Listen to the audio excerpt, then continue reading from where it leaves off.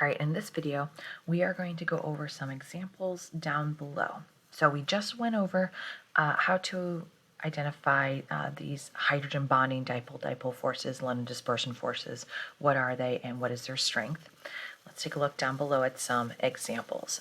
So the very first step you want to do when you're trying to determine the intermolecular forces, well, you actually need to back it all the way up to drawing the Lewis dot structures. You need to know what's bonded to what, because that determines the molecular polarity. And in return, then now we can use the molecular polarity to figure out, well, what forces do these molecules have? So for the sake of this video, I'm not going to go through how to draw these Lewis dot structures. So if you want to pause this video right now, take a moment, draw down the structures before we go on. I'm going to do just a couple of these examples just to show you how we got the intermolecular forces. If you want to see the full answer key to this, it's located on Canvas. All right, so let's take this very first example, nitrogen. So I have nitrogen bonded to nitrogen. When you subtract the electronegativity of nitrogen, you get 0. So that means that this is a non-polar molecule.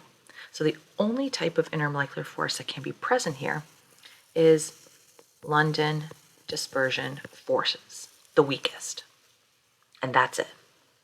If we look down at number 2, if I were to look at the periodic table and the electronegativities of nitrogen and oxygen, I would find that there's a difference of 0.5.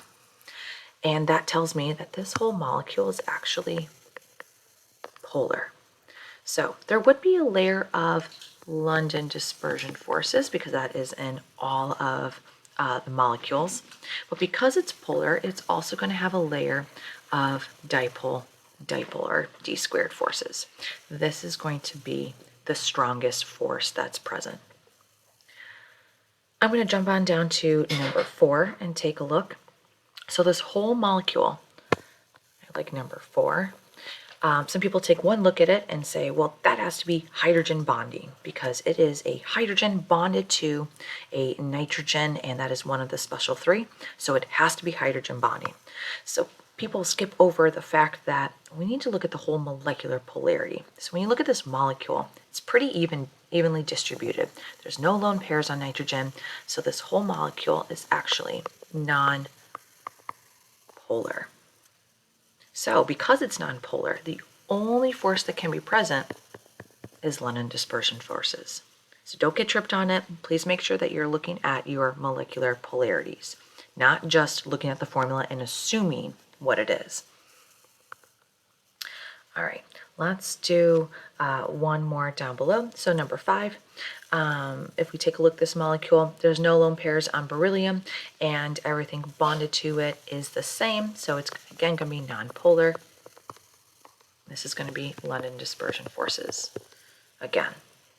If you look at number 6, these two molecules here, chlorine and an oxygen, when you subtract their electronegativities, they get into the polar range. So I will have a layer of London dispersion forces, but really I'm also going to have a layer of dipole-dipole forces. This will be the strongest of the group. If I were to jump back up to number 3 again, so this molecule also falls into the polar range, but because it is a hydrogen that's bonded to a fluorine, it's going to have London dispersion forces. It's also going to have dipole-dipole forces, but because it has one of the special 3 atoms that hydrogen can be bonded to in a polar molecule, it's also going to have hydrogen bonding. This will be the strongest force that's present in this molecule.